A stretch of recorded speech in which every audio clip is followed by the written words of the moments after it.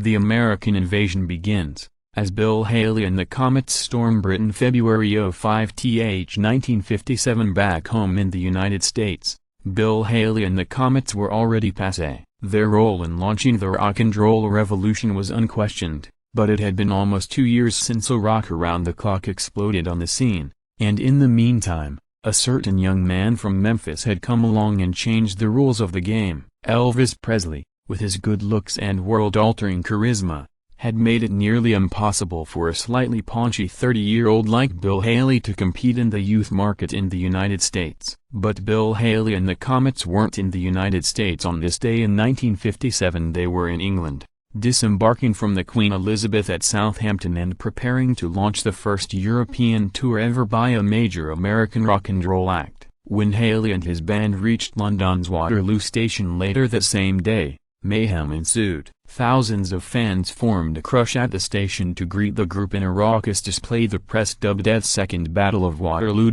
For the generation of war babies just becoming teenagers in Great Britain, Haley's tour offered the first chance to see a real, live rock and roll show. Those shows made a particularly strong impression on certain members of that generation who would go on to change the course of music history. "Oh, the birth of rock and roll for me?"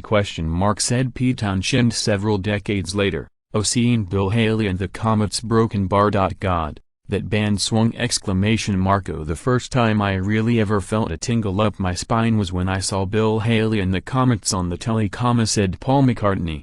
"Oh, then I went to see them live. The ticket was 24 shillings, and I was the only one of my mates who could go as no one else had been able to save up that amount. But I was single-minded about it. Broken Bar. I knew there was something going on here. Oh, I've still got the ticket stub in my wallet from when I went to see Bill Haley and the Comets play in Manchester in February 1957, my first ever concert," said Graham Nash.